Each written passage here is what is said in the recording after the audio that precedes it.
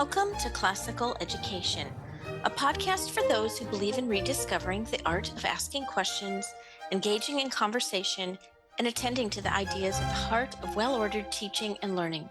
I invite you to join me on a journey in pursuit of the true, the good, and the beautiful as a participant in the great conversation, and listen to the many voices coming from the world of classical education.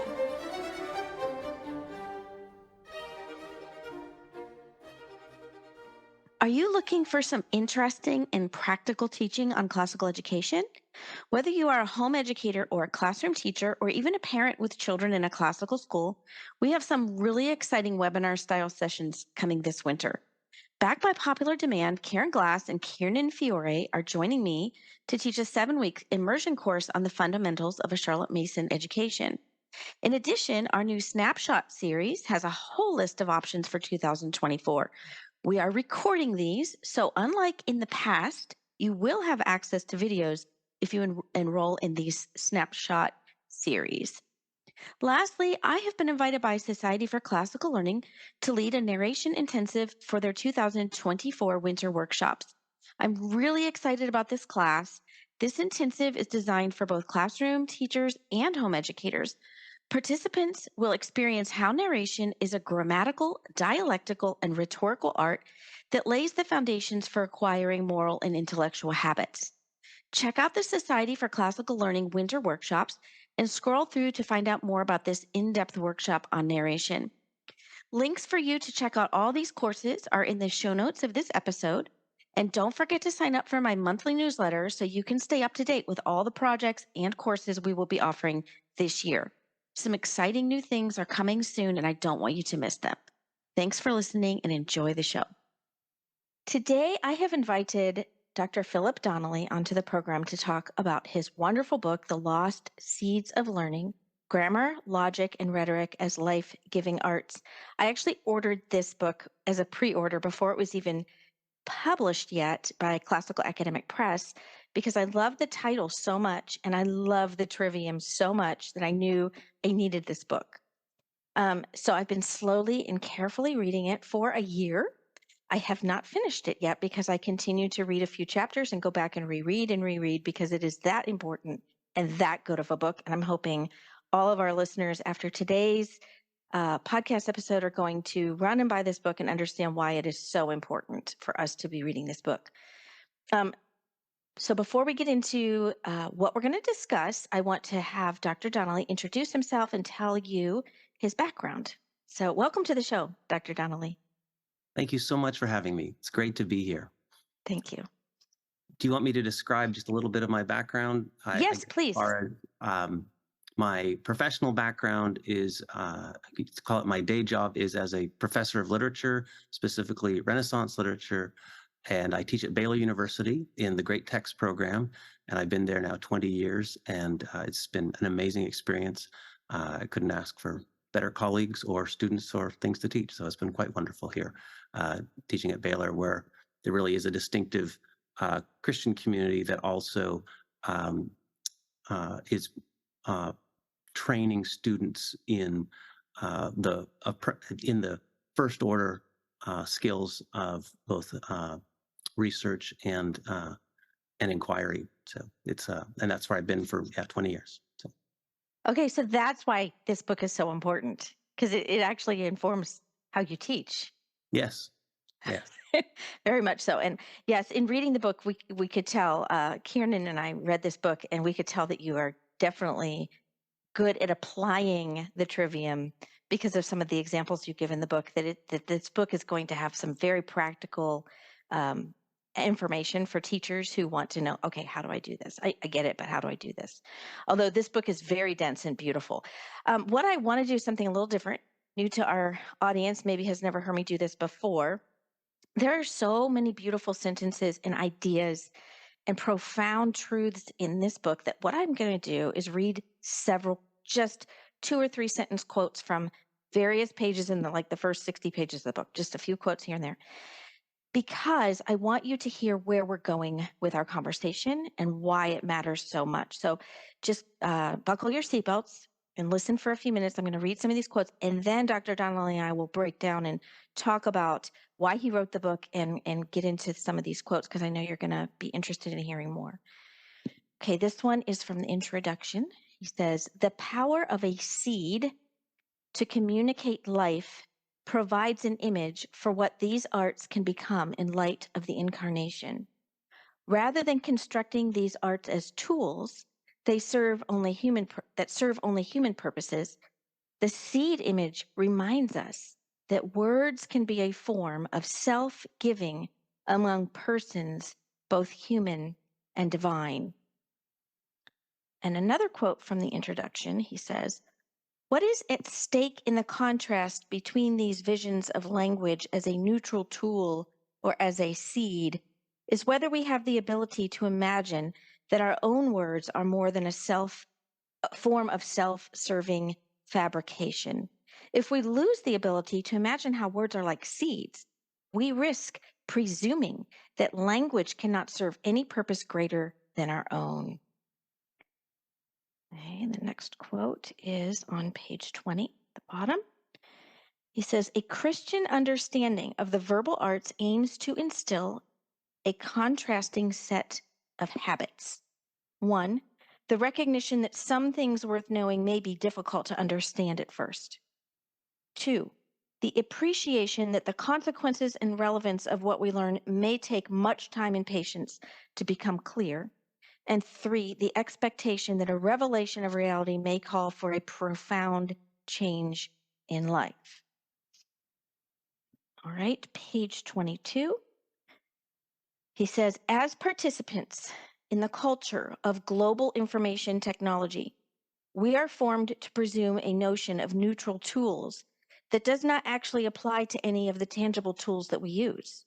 This is why when people talk about the verbal arts as the tools of learning, we need to be careful and clear. When we use such terms, we are predisposed to misunderstanding the nature of the arts because the purpose of tools, the ends that they serve, are assumed to be merely a matter of human choice.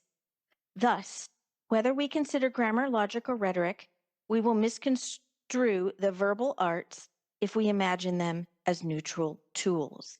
This does not mean that all use of a tool metaphor needs to be rejected.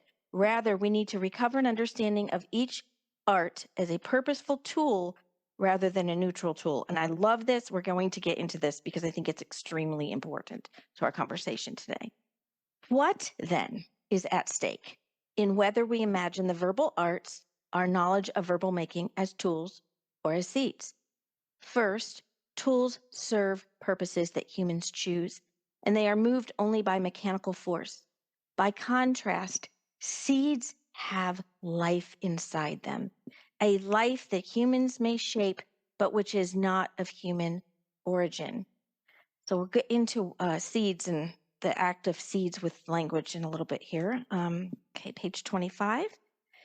Thus, if our manner of speaking about the verbal arts is limited to the image of tools, then Christian education will risk captivity to the modern view of learning as a neutral tool. And I think we are there in a lot of schools.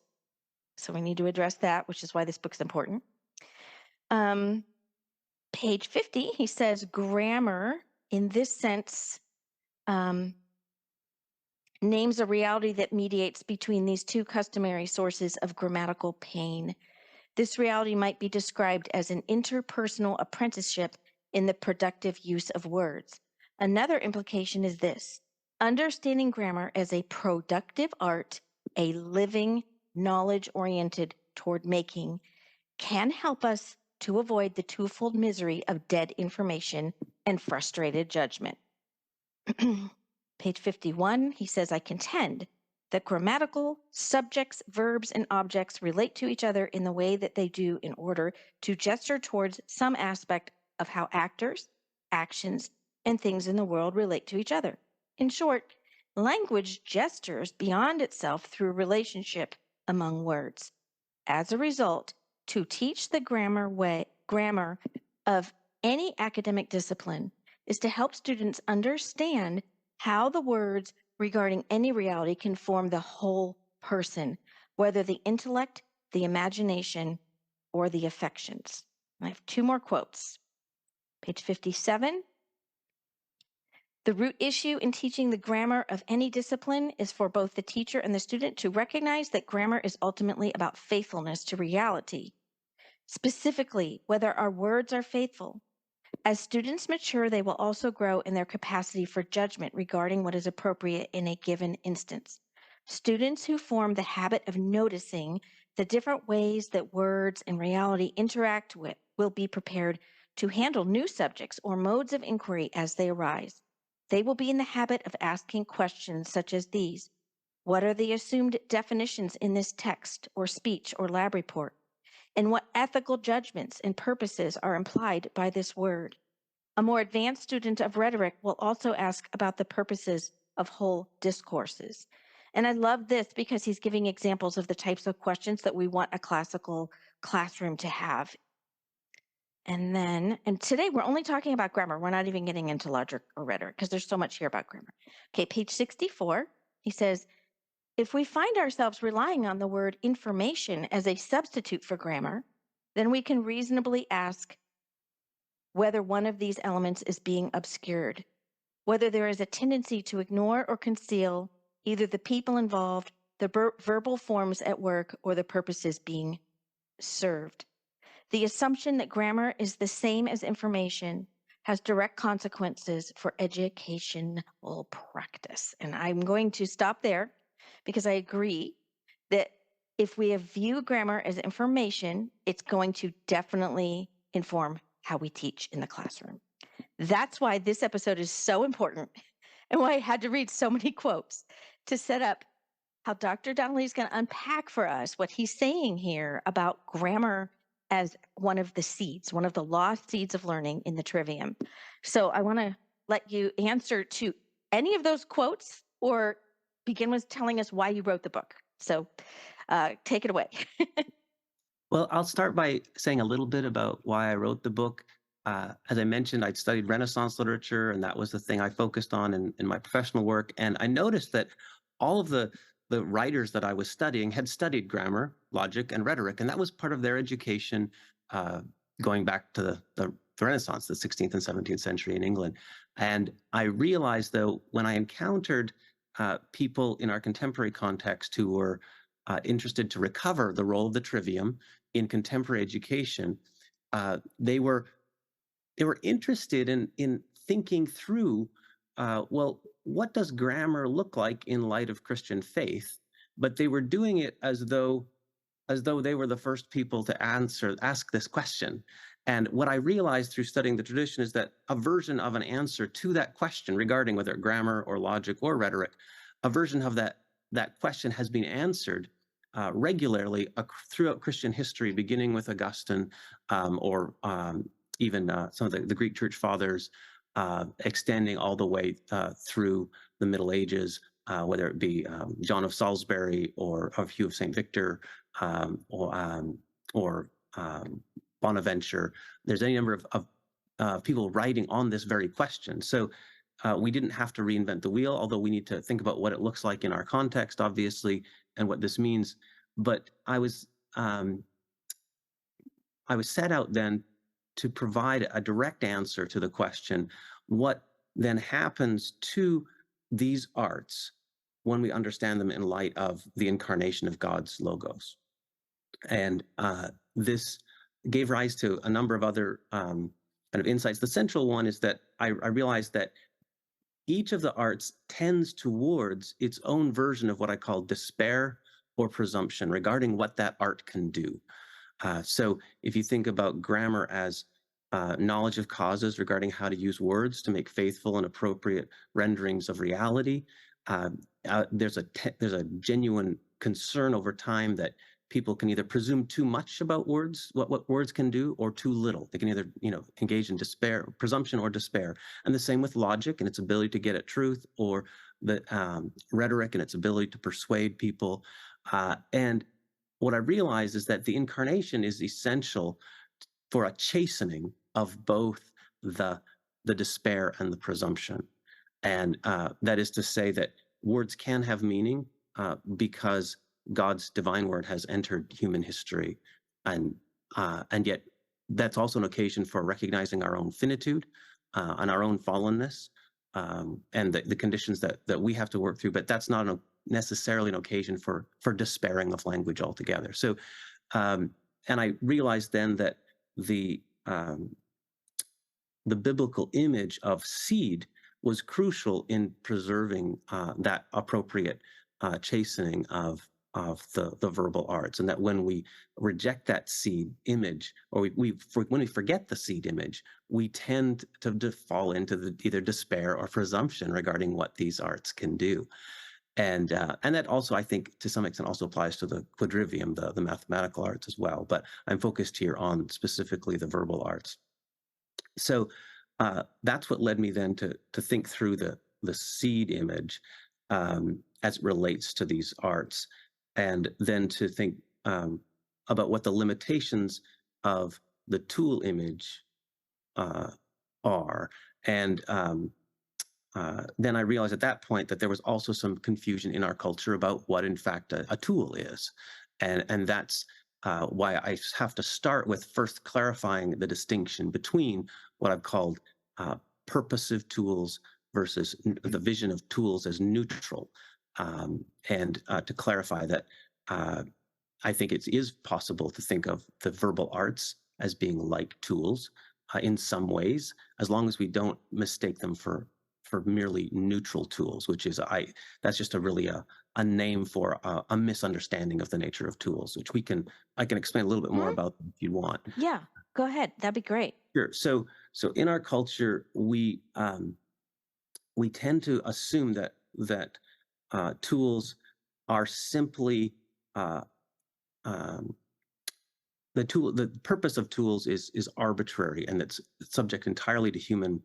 decisions, and that if you were to ask people about whether there's a purpose in things, they tend to be skeptical to say, well, if I wanted, I could, in fact, use my smartphone as a doorstop if I wanted, right? And it's that confusion about what's possible versus what's the highest purpose, what's the highest end that's available to a given thing.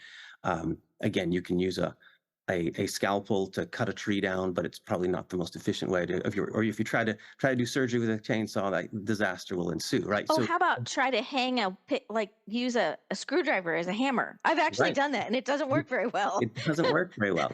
So, and the point of that experience, or the thing about those experiences, is to realize that there are purposes, that is, highest ends that are embedded in things themselves. And that's the notion of a purposive tool, as opposed to, I would say, our digital culture's way of training us to think that given enough time, money, software, and energy, we could transform anything into anything else, right? And it's a basically it's a metaphysical belief in what the philosophers would call the plasticity of nature, right? And if you uh, are interested in actually receiving the uh, the created order in a way that isn't simply controlling it as for merely human purposes, then you need something more than the image of a neutral tool. And the other part of this is the deeply rooted presumption that the only purposes available are in fact humanly chosen purposes. That's the other part of the against, I would say, the neutral tool image. So the first challenge is to overcome that kind of confusion and to say, okay, if you're going to talk about the verbal arts as being like tools, then we need to remember that they are to some extent like tools, but they're like purposive tools. But then I suggest that even that image has limitations insofar as tools end up serving ends of human determination, but they're also in themselves, they're inert, right? Mhm. And they're interchangeable. One wrench is as good as another if it serves the purpose. Um, and it's uh, in contrast to a seed that is has within it a life that doesn't originate from us, and its purpose as a seed is to communicate life. And that, again, that purpose is not something that originates with humans. We can steward that, we can channel that in particular ways, but it doesn't originate with us. And it's also what I call genealogical in character. That is, there's a transmission of life from one individual particular seed to another. And I suggest that's actually very much like the way in which human knowledge of the arts in particular is transmitted over time between particular persons. So it's that role of what I call the role of testimony, but also traditions of inquiry over time that between persons that make learning possible. And so the seed image preserves that understanding also. So there's the element of purpose that doesn't originate from human beings, and there's the element of its genealogical character, which is like the transmission of living knowledge over time. And so I think those are the key elements that would get lost if your only image for understanding the verbal arts was like a tool. And so that's the crux of it. I would, we kind of jumped in the deep end and didn't kind of walk Yeah. through the definitions of kind of arts and then Right. liberal arts and verbal arts, but we could just clarify Yeah, that. I would.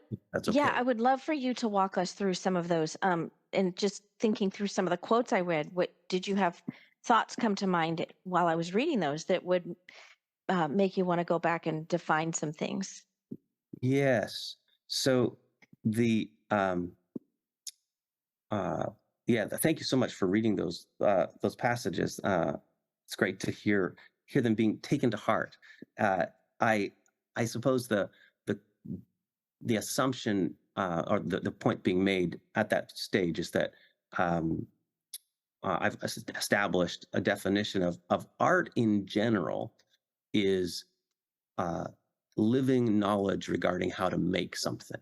So, which is a bit counterintuitive because we don't typically use the word art to mean that.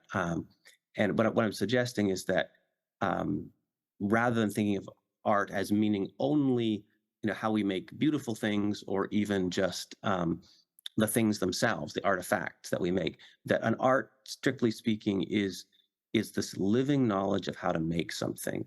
And then when we think about the liberal arts, their knowledge of how to make things that consist of signs. So, in contrast to the tangible arts, or what are called the manual arts, that make tangible artifacts, there's the liberal arts, which make things that consist of signs, that is consist of either words or numbers or points. So we have the mathematical arts that consist of numbers or points and lines. But then there's the three what they call verbal arts that consist Mhm. of words. So grammar is knowledge of causes regarding how to use words in order to make faithful and appropriate renderings of reality. And I'll walk through and unpack what each of those um, elements in that definition involve. And then logic involves, similarly, a living knowledge of how to use words in order to make uh, rational arguments. Um, Mhm. that is, appeals to reason, whether it could be inductive or deductive. I focus specifically on deductive reasoning in this particular book, but it includes inductive in principle. And then, but it's how to make arguments. That's the distinction between logic and the other verbal arts. They all use words, but then they all have a different thing that they're making with the words. Whereas rhetoric is, again, living knowledge of how to use words in order to make what I call whole persuasive discourses that engage the whole person. That is, they include appeals to reason, but also appeals to ethos and pathos. That is, appeals to the affections and to enjoyment as well as to ethical appeal.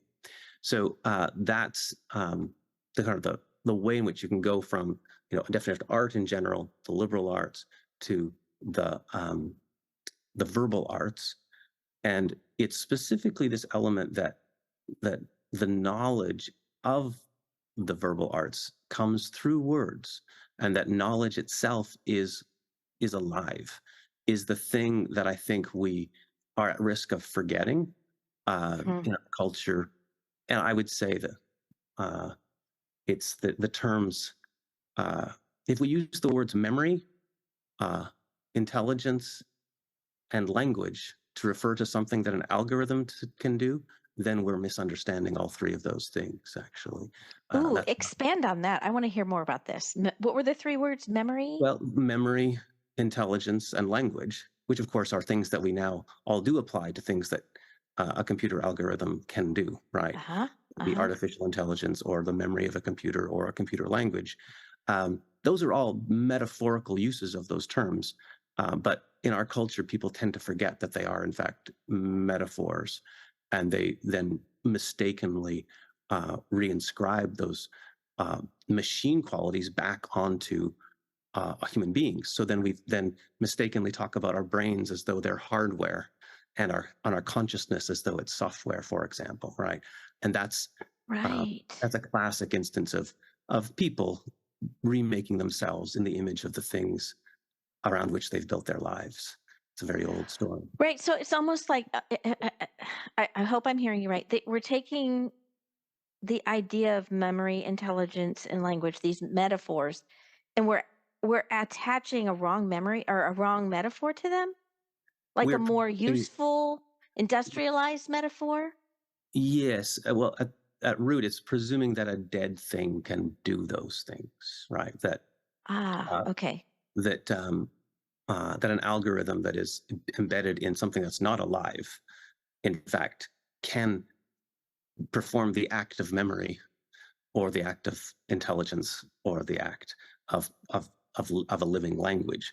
Um, and Of course, I'm not, quibbling about the mere meaning of the words, and recognizing that, of course, it's fine to use, a computer algorithm kind of language to refer to language in that way. But if people don't recognize that it's a metaphor, that in fact a natural human language is uh, is something much greater than an algorithm, then we've reduced ourselves. With respect to our self understanding of memory, intelligence, and language. And this is something these are the implications of this account that I'm still developing, actually. Yeah, no, it's very beautiful. I mean, I love your seed metaphor so very much. I think there's so much to unpack in just understanding a seed and the life within a seed. And I love that you're tying this to the incarnation as well. I feel like I want you to spend a little more time unpacking that for our listeners. Sure. So the I suppose the way in which if you're to kind of summarize, and again, I'm not saying that all words are like seeds, right? Because Right, the right. case, some words are like poison, and some words are like like tools, and some are like other things, right? So I'm not saying that's the only analogy, but I'm saying is what we need to do is preserve the image and understanding that words can be like seeds, Mhm. uh, in order to preserve. The possibility that words can serve intrinsic purposes that are not merely of human choosing, right? Because if we assume that words are only like tools, then we're never going to be able to use words to communicate anything that's more than merely human. In that sense, preserving the image of a tool is crucial, for preserving the very possibility of Christian faith being transmitted through words, right? It's also important that the seed image then preserves this notion that that particular purpose could be, in fact, to communicate life, a new life that is like, obviously, in the Gospels, like a resurrection, um, and that such life that's communicated is a divine gift. It doesn't originate from us, and that the very form of such communication actually can be self-giving or cruciform, in the same way that a seed has to die. And then finally, this element that such verbal giving and receiving is what I call traditionary in character, in the sense that it involves living knowledge that relies on the testimony of particular persons over time. And that's the condition of all uh, knowledge that's transmitted by means of words over time. And that's inevitable, insofar as nobody has in one lifetime the opportunity to find everything out for themselves. So we rely on testimonies all the time. And the question is, which ones are we going to believe, and how are we going to navigate that? And that's the character of human language generally. When we begin to speak a language, uh, our first language that we begin to speak. We are in that very act inheriting a whole body of knowledge that goes with the words, and both connotations as well as denotations, by learning how to speak in a particular language. And again, that living reality of human language is precisely the thing that's not reducible to an algorithm. Um, Right. yeah. Well, I really love that you use the word living language often in the book. And our listeners know how much I love Charlotte Mason. I bring her up all the time, or sometimes my guest brings her up. But there was a section here in the book that, as soon as I read it, I was like, "Yes, this is why we read what Charlotte Mason calls living books." What a living book is here we go. Here's what you said. It was on the top of page 53. You say the power to do this well depends on both selecting the best words and ordering them appropriately for a given purpose. And this is exactly why we promote living books. These are books that have the best language in them, that it actually stirs within the reader and the listener a truth, and there's a beauty and a goodness that's resonating with them. It's not just Charlotte Mason calls it dry as dust textbooks, right? That Right. just put us to sleep. Like, the reason I thought I hated history was because when I was in high school, I learned from dry as dust textbooks from teachers who talked like Charlie Brown's teacher, wah, wah, wah, wah, wah, wah, Right. Yeah. right? So Yeah. there was not that living power in the text, in the words. And I think that's really important to the movement. The classical education movement is to restore the truth of how important it is to read from books and material that's living. And I think that you make that point very well in this book. And that Um, relates also to the point that grammar is not simply information, right? Which is yes, why your experience with those textbooks was so disappointing as a student, because they're often operating from the assumption that in a sense that if grammar is just information, what they call it the basics, right?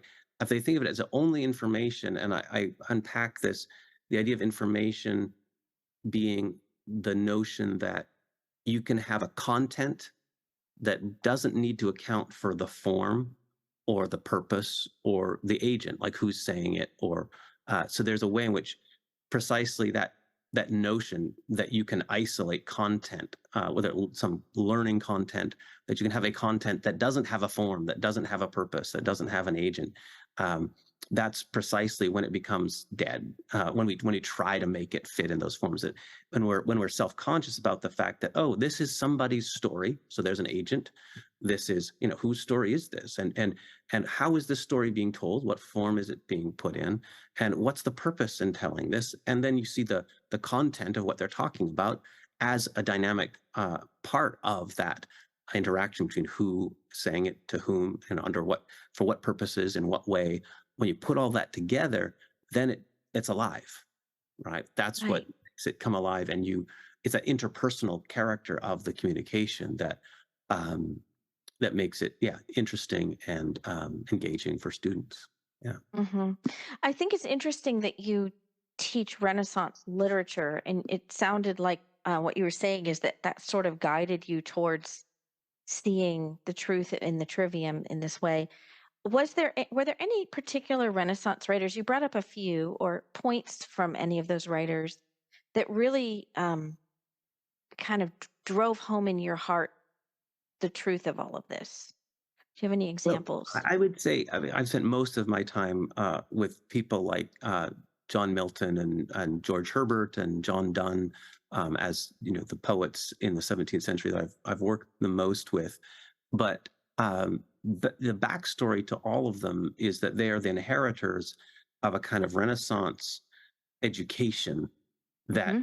is itself taking a position on a very old debate.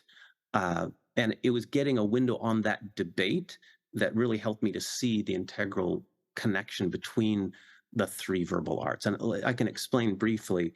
Um, Yes. and this is part of a story that Marshall McLuhan tells to some extent. Yes, and that Um, is such a great book. yeah, You're on his talking yeah, the uh, Trivium, the Thomas Nash. Yeah, yeah, that's the I one. have Yeah, the yes, such a yeah. great. So I have not read the whole book, but it's so very good, very yeah, interesting. so the story that he tells there is that the history of really Western uh, education and intellectual inquiry from antiquity, from the kind of the early Middle Ages through or late antiquity through to the Renaissance period is a story of the struggle between grammar, logic, and rhetoric, each basically Right, arguing for supremacy over the other three. And of course, so what he ends up saying is that monastic education in late antiquity and the early medieval period tended to be grammatical in its emphasis, to say that basically, sure, you studied uh, dialectic a little bit and you studied rhetoric, but the supreme art was grammar, because that hmm, in the monastic tradition was the thing that would lead you to up, in a sense, up the chain of signifiers to sure, yeah, contemplate God himself, right? So it's the contemplative life, and that's its orientation.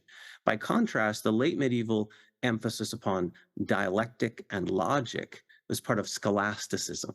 So scholasticism tended to say, well, grammar's good for getting started, and rhetoric is nice, but the thing that's the supreme thing that's going to govern all the others is this logic that's going to, and this use of dialectic that's going to, in a sense, get you to the supreme knowledge of God, right? And then Renaissance humanist writers then came along and said, well, in fact, if all you've got is knowledge and you haven't engaged questions of ethos and pathos, right? If you're not engaging the affections, then you're also missing something important. And so there's a reaction against scholasticism, which they call humanism, saying, in fact, that there's, they are, and of course, it becomes a very pitched battle and arguments between scholastics and humanists that really persist through the 16th and 17th century on these matters. But what's interesting is that these are all arguments within the trivium, right?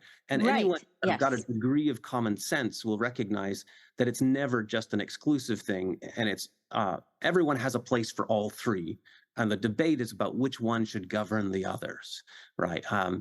And you could tell actually a similar story even among the various canons of rhetoric, actually, about which one of the canons is supposed to govern the others and how they're related to each other. yeah. This is Um, so funny because this is like in the I'm Orthodox, and in our we have the three hierarchs, and there was an argument of which of the three is the best: Saint John, Chrysostom, Saint Basil, or Gregory the theologian, and they ended up just becoming basically we honor all three on the same day, sure. yeah, Yeah. because there really isn't, yeah. Yeah.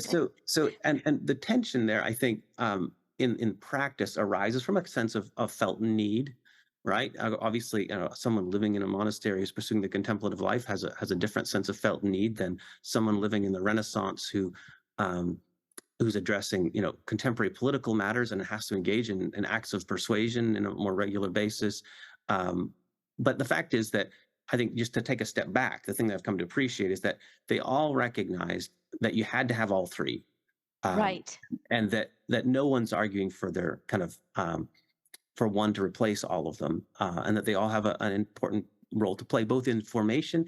I guess the other element here is that they're all understood to be arts, in the sense that they are not ends themselves, so that their highest end is the pursuit of wisdom, the fullness of which is revealed in Christ, and so they are a means to an end beyond themselves, in that sense. So you study grammar and logic and rhetoric so that you can ultimately hear the divine voice better. That's really the purpose. I Uh, love that you're bringing that up because you're right. That's the tradition.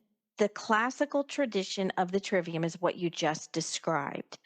And because of that, and its end is to point us towards wisdom in Christ, that is why I think your book is so important, because you are trying to restore the trivium as living seeds, like you said, pointing us to wisdom, to Christ, and this idea of these tools isn't a living idea. It's not the same thing.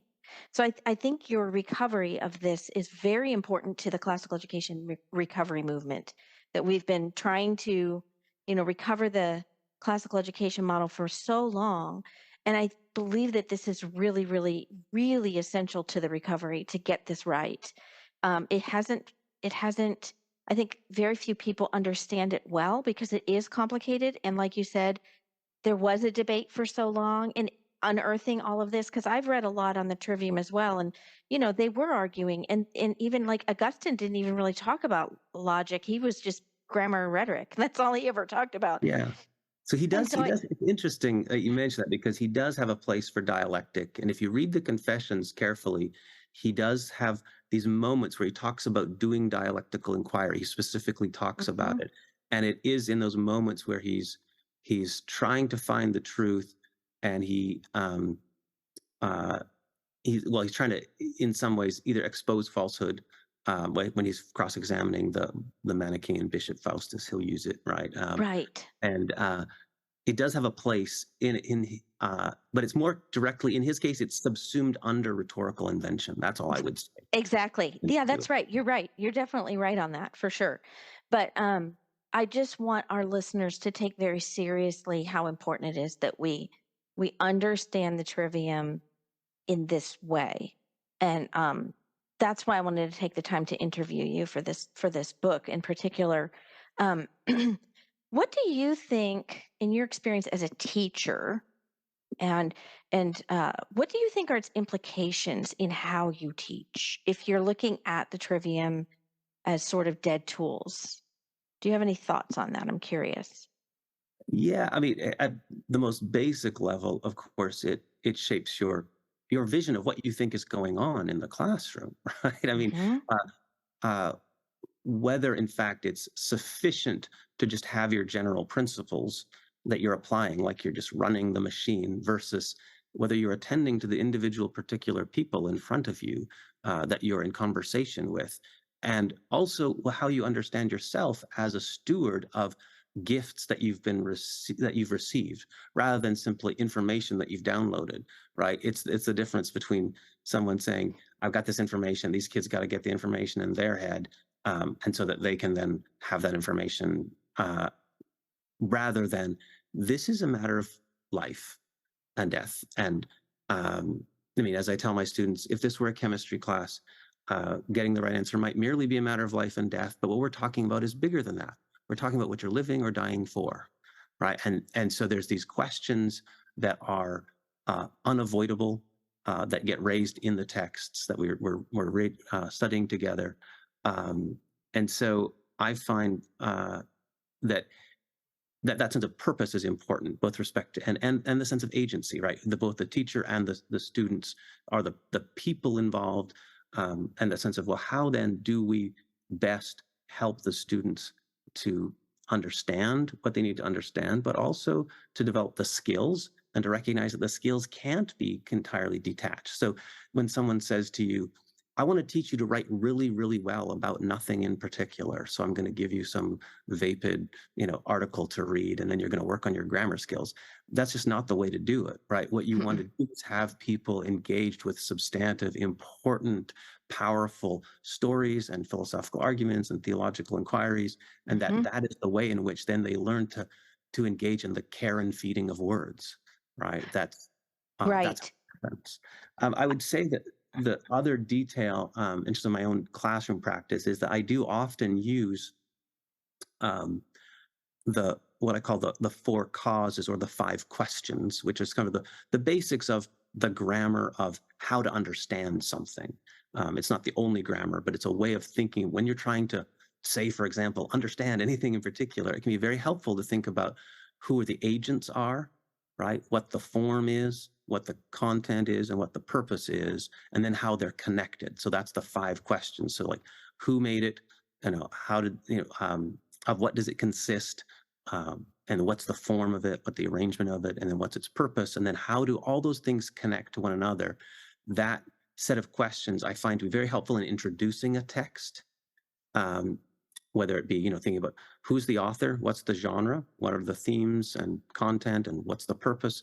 But you can bring it down a level to think about episodes inside a text, or artifacts that are not in the text, or thinking about even just lines, specific lines of poetry, right? You can ask the same questions up and down the scale uh, of and recognizing that this is ultimately um, uh, the communication of life that you're meditating upon rather than just a mechanistic thing. But I think I found those four causes or five questions to be helpful in thinking about both introducing a text and thinking about the details of a particular passage.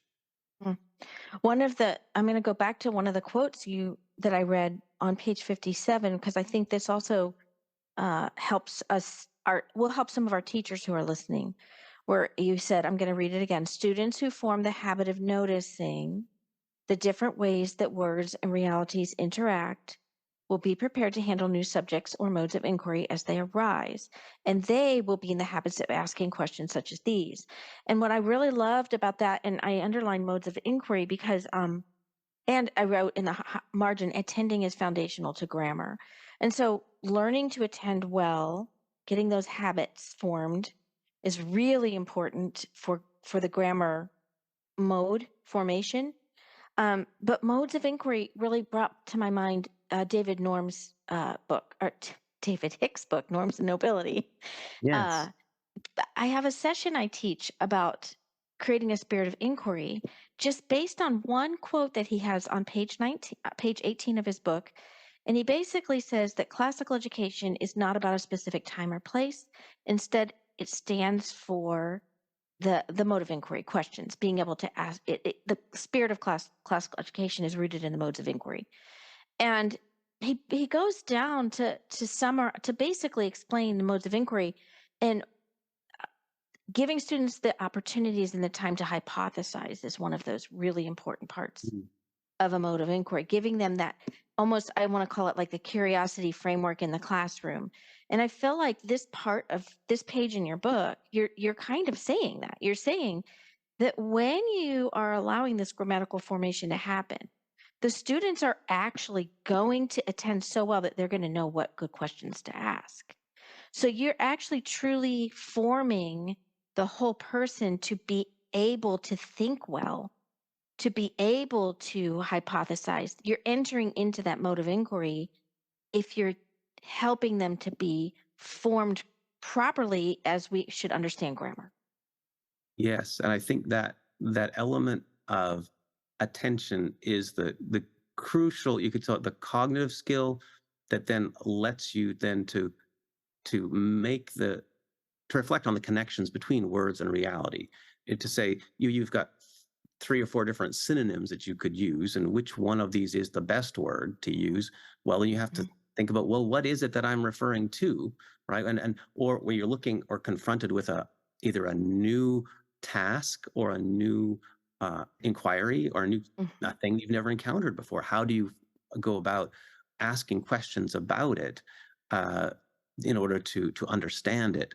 That's the moment at which you're kind of in the deep end, right, of living out your education, and that's where learning to attend first is the crucial skill, but then saying, okay, what are the words I would use to name this, the parts of this thing or the whole of this thing, and how do they relate to one another, right? So you're thinking about what it is, but also how it's arranged and what sort of ends, what purposes it has, and where does it come from, right? You're thinking about those sorts of questions in order to understand a given thing. Or if you're on a new job and you've been given a new task, and how do I go about doing this? Well, what's the purpose, and who am I doing it for, and how do I arrange this, and what is the content here? All those are kind of questions you will have internalized if grammar is done well. That is, you'll Mhm. form the habit of making the connections between. You won't just think of grammar as simply words or punctuation marks, but you'll think of it as a vision of how to attend to the relationship between words and reality. Oh, I love that. Oh, that is really good right there.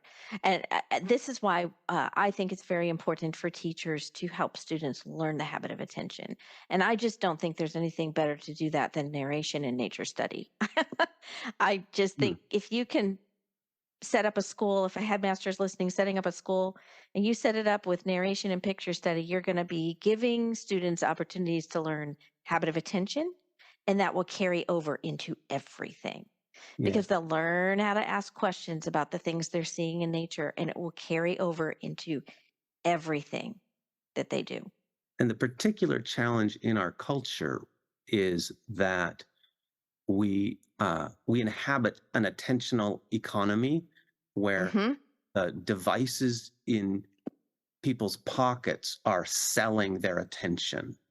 Uh, Yes. that's they're the product being sold, and that actually is a really important thing for educators to be aware of. That the challenge in training the attention is to help them learn this to exchange easy pleasures for difficult pleasures, right? To be able to Right. go the thing that just grabs your attention to the thing that doesn't necessarily grab my attention, but I'm going to attend to it anyway, right? And being able to gradually um, grow in your capacity to give the attention where it's not demanded by the bright lights and sounds that are drawing our attention. So we're our capacity for attention is continually being assaulted and corrupted by the addictive inducing addiction inducing attentional economy that we inhabit. So that's why it's Mhm. important to be proactive in Exactly. the same way that if a person never walked, right? If you're always riding along in a seat, you lose the capacity to walk. You got to get up and walking around and use your legs to keep your walking capacity. And there are all kinds of benefits. In the same way, there's a cognitive benefit that comes from learning to pay attention to things that aren't just screaming for it. Right. I think that's exactly right. And I think that because we live in a culture that has so much screaming at us, more so now than I think ever, we really need to be intentional in our schools to be setting forth a program that Mhm. allows them to attend to the things that are beautiful and true and good, because we want them to attend towards towards shaping right affections, right? So you're going to love that which you attend to, and if you tend a lot to something beautiful, you're going to learn to have the right attention. And I think that we really need to, I really want teachers to read your book. That's the bottom line. I want them to read your book because I think it will help them to understand and think about, okay, so what are some opportunities I can do in my classroom? Even a math teacher, a science teacher, they all need to read this book. What can I do in my classroom to help these verbal arts to be central to how we communicate with one another in this classroom? And I think this is why we do know in the classical education movement that the trivium is so important. And this is why the trivium always traditionally came before the quadrivium. Right. Because in order to talk about numbers, you first have to understand words, language. You Right. have to be able to order your thoughts to be able to order numbers. Yeah. Now, and to be clear, it doesn't mean that you have to have, completed even, your grammatical education before you can start your math, right? I mean, there's a way in which these things Correct, come up in a correct. positive feedback loop. And I make the point that although grammar isn't, I do think it's not just a developmental model. It's not just like there's a discrete grammar age. In fact, but there is a sequence that we all go through in Yes. learning anything, right? When even at the age of 65, if you're learning how to do a new thing, whether it be studying uh, uh, a creature in the world or new activity or joining a club, the first thing you learn is how to use the words, and then what words there are and how to put them together.